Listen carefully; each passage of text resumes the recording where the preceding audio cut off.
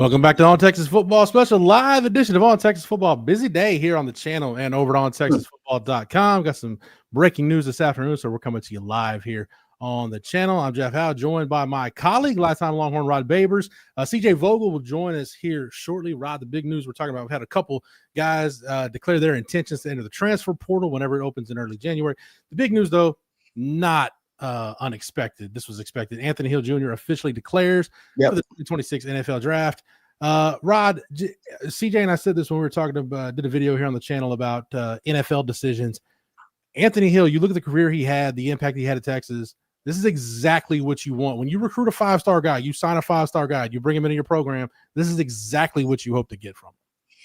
Yeah, a guy that's an instant, right, immediate contributor for you, if not a starter, and then only stays 3 years because he's already being sought after by the NFL as one of the top picks in the NFL draft. So he's going to be, first rounder at the worst, early second round pick for Anthony Hill. But his legacy on the 40 acres is clear. I even feel like, he had an amazing career. I mean, we can talk about where he stands all time among the great linebackers in the history of Texas football because he's in that conversation, right? I know one of them very well, working with one of them, Derek Johnson. So my next question to him going to be, hey, what do you have, Anthony Hill? You on the Mount Rushmore, you one of the GOATs. Where do you put him compared to you? But like I said, that's a different discussion. I'll get back to you guys, but there's no doubt. I think one of his legacies is, I think it's clear that he was, and not obviously this is not an easy road to fill or an easy eval, but he's a prototypical linebacker that Texas wants. He got two key traits. Not only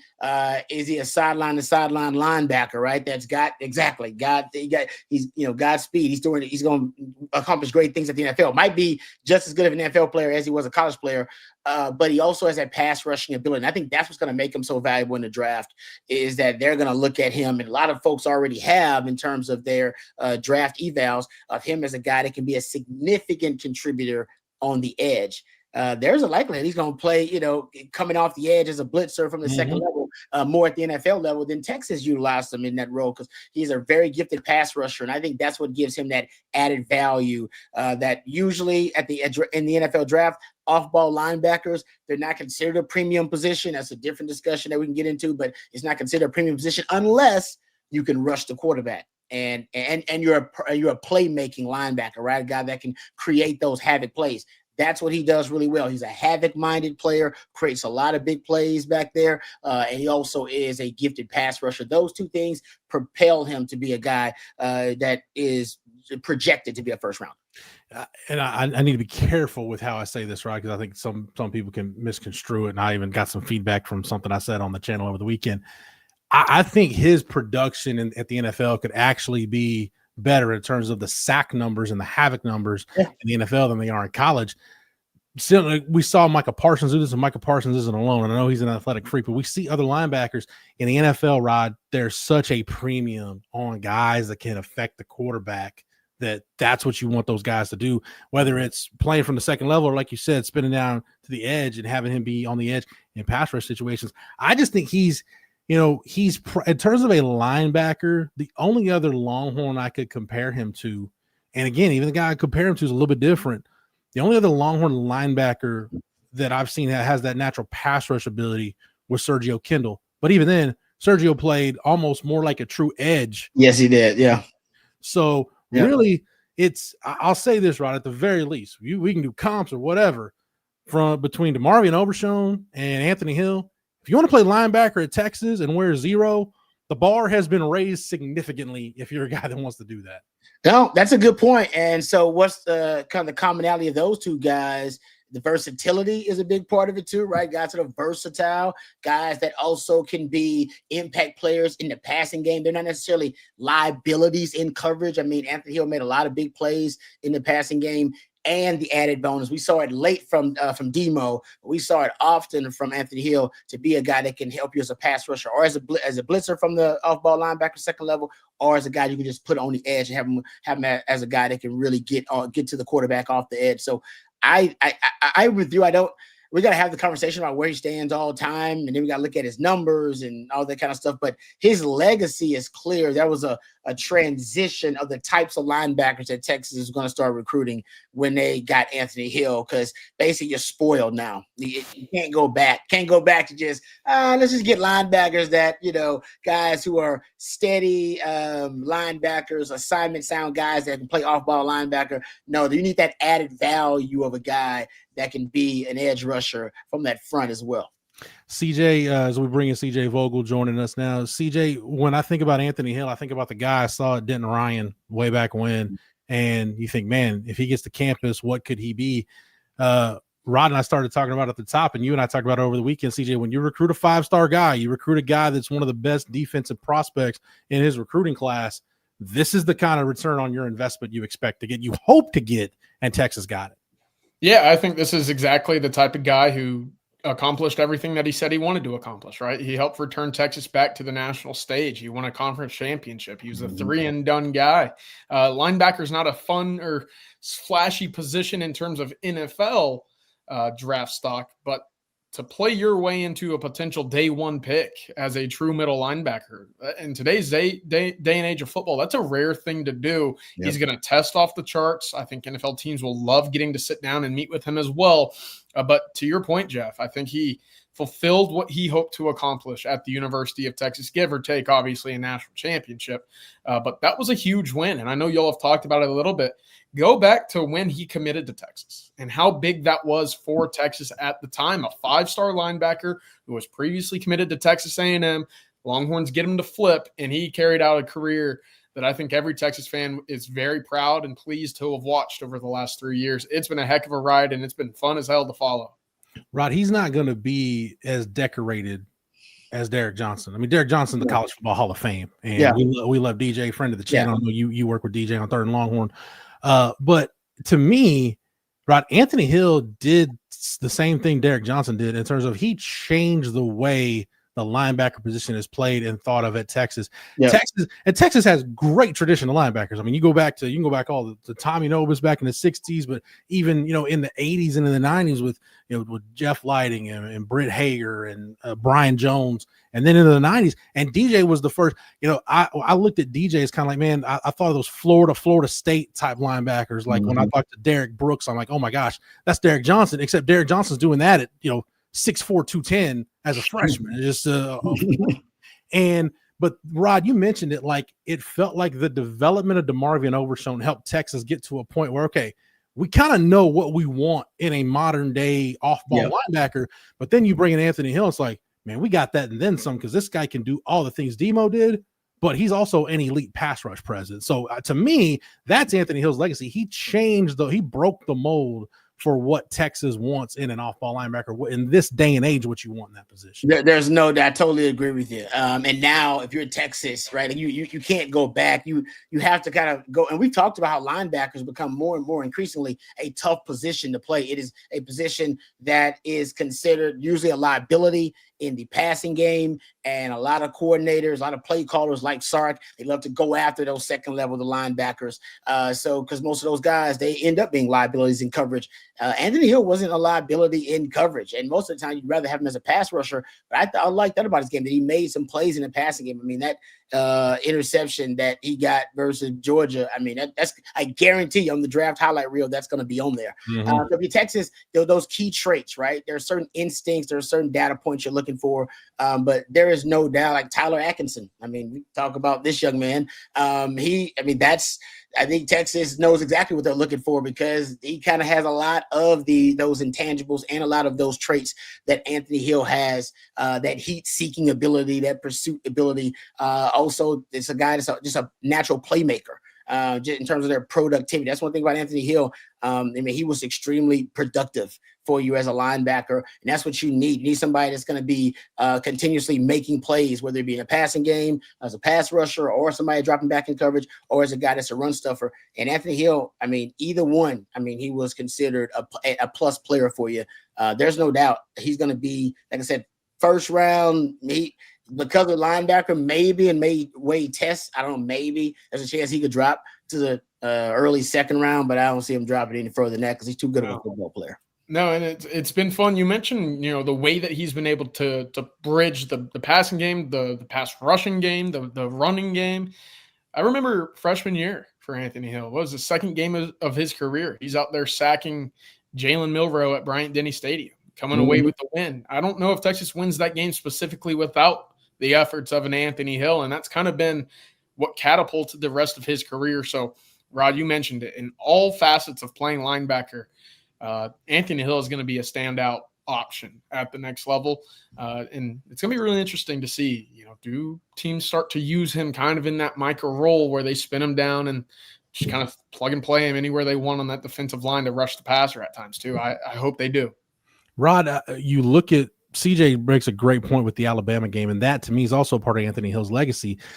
We've seen other guys, we've seen other Texas All-American linebackers, like the two I'm thinking about, like Jordan Hicks and Malik Jefferson. Yeah. Malik, his sophomore year was not great, and the Texas defense was terrible. And then he leaves as an All-American. And Jordan Hicks, we know about the injuries, but Ant Hill, Rod, almost from day one is an impact player, and he just took off from there. They're really for him. There really wasn't that time where like, man, is Anthony Hill going to figure it out? Like, no, it's like, man, once he starts figuring out what he's doing, he's just going to get more reps and get better and better. And that's what happened. It's just the immediate impact and then the ascent from there. It speaks for itself. Yeah, and that's another thing too, an underrated quality about him, right? That NFL guys are going to love. I talk about it all the time, right? The scramble, the quarterback scramble is basically the best cheat code in football right now. And so many quarterbacks utilize it and weaponize scrambling ability. And you took him against put him against one of the best scrambling quarterbacks in college football and turn him into your spy. It's like, all right, man, your job, just spy this guy. Can you run with this guy? Keep him from getting around the corner on you, keep him from getting the edge on you. And over again, Anthony Hill showed, no, I can run sideline to sideline with that guy, with a great athlete. And they did utilize him as a spy often in that Texas defense. So that's another added bonus. Like I said, there's so many added bonuses, like just added value to grabbing just a linebacker like Anthony Hill. That's what's going to push him up the draft boards. Being an off-ball linebacker, honestly, that's why it's not a premium position. It doesn't necessarily get you drafted. Even being really productive, what you need is those added value points, and Anthony Hill's got so many of those. Great point by CJ talking about him as a spy. Something else we didn't bring up enough in talking about his legacy at Texas and things that he did well, because there were so many of them. You mentioned premium positions, Rod. That's why Jelani McDonald, when he gets ready to make his decision, it's not cut and dry, because safety is another position that's not a premium position. So you really got to figure kind of what you're doing. But CJ, let's look at the linebacker position at Texas overall. We've known Ant Hill. That's been the expectations that he was gone. Trey Moore is out of eligibility.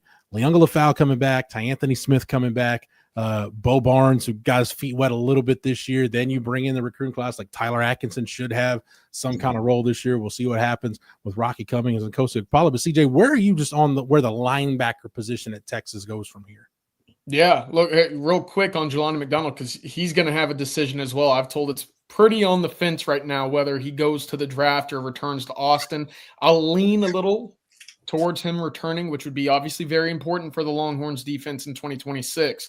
But we'll keep you updated here at On Texas Football. Jeff, to the question, I like this linebacking room. And I thought, with no Anthony Hill against Arkansas, with no Anthony Hill against Texas A&M, especially against A&M and some of the weapons that they have, that offense, the way that had been moving this year, it would be a big concern. And then I saw the second half, and I know it was only 2 quarters played by Anthony Smith, but I couldn't help but think he was one of the more impactful, important players in that game overall for the Longhorns. So look, will this room be as talented or produce as much as it did with Anthony Hill?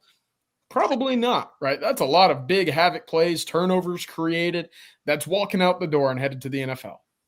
Mm-hmm. But do I think that this room is now in a spot of complete panic? No.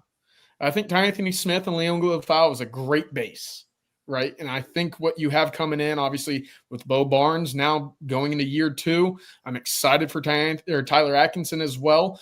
Who knows what you might get from one of the younger cats as well, but I do think you need just a bridge, not someone that's going to come in and be an all-conference level guy. The linebacking room should be in a healthy position with a depth piece, in my opinion. That's what's missing right now. Rod, I will back up CJ's point and turn it over to you. There's a lot of talking in chat. Hey, does Brad Spence need to move back to linebacker? What do you do? I think linebacker is one of those positions that you earmark, kind of like Texas did in this last portal cycle. They didn't get David Bailey, but it's like, well, how many edge rushers do you need? You can't have enough. Yeah. I just think whether it's an off-ball linebacker, an edge guy, I just think you've got to earmark one of your portal acquisitions. And with going to 105, you got the extra spots to play with now. Hey, best available player. If there's an off-ball linebacker or an edge that just decides, hey, I want to come play at Texas to be a part of this, you can go make that happen and add, because now without Anthony Hill, it's going to put that much more pressure on Colin Simmons. So as many pieces you could add around Colin Simmons to take some of the pressure off him, the better. Yeah, I totally agree. And that's why the cross-training element's also so big for Texas, right? They keep cross-training guys. You see what they did with Trey Moore. Brad Spence is probably going to be that kind of role for Texas now. I do think this is a great opportunity for a guy like Brad Spence. He's a different kind of linebacker, so I'm not trying to compare the two. You're not going to find right now, you're not going to just have another Anthony Hill. That ain't happening. Tyler Atkinson coming in, honestly, at raw is probably as close as you could get. And I said, I don't know if he's going to come in and do what Anthony Hill did. But you always said, Jay, you can kind of moneyball this loss of Anthony Hill. So I do think ultimately you do need to go in the portal and try to get you a veteran, proven power forward linebacker. And based on the pieces you do have at linebacker, what do you need? You need a thumper that can help you out in the run game. You need a guy that's a plus defender in coverage. Do you need another guy that's a versatile piece that you can move around the chessboard like a Brad Spence?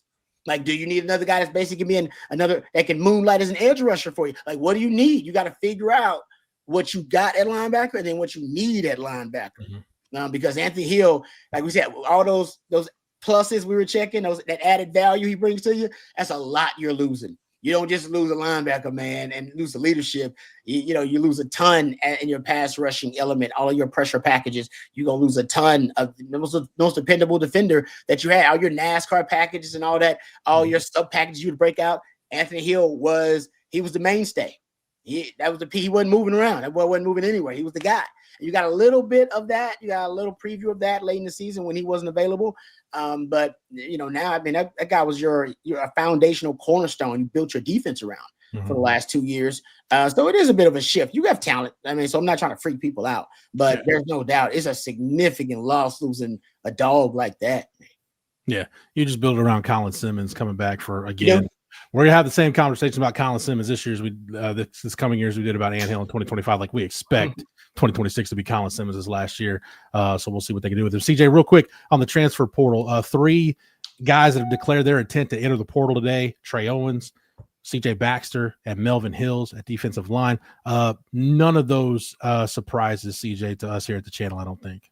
No, and I still think that there's additional moves to be made today from the Texas roster. Obviously, this week is going to be busy with NFL declarations as well as portal entrances as well. But I think some news could come as soon as the next couple of hours or so. Nothing too surprising, but in today's day and age, I think the surprises in the portal could come at any point. So for now, the portal entrants that are coming today should be all that is expected. Rod, I'll give you the last word here. When you look at the opportunity that Sark and company have to upgrade this roster in the portal, what excites you the most about what part of this team they can upgrade? Oh man, there's no doubt it's got to be offensive line. There's no question. Considering what we saw from Arch late in the season, and that's even with some improvements on the offensive line. You can bring in veteran, proven commodities on the offensive line around Arch to give him time in the pocket. That's a dangerous combination. Maybe why they feel like they don't necessarily. I mean, we'll see what they do at wide receiver, but Sark didn't mention wide receiver, maybe because he feels like, we get the O-line right.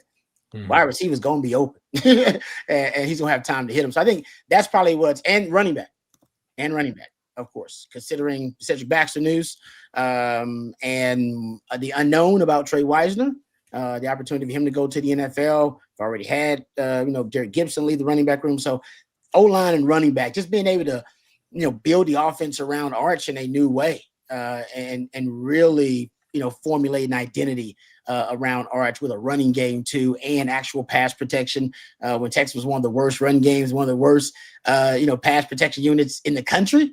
That's that. I don't know if you're a Longhorn fan, how you don't get titillated and excited about that.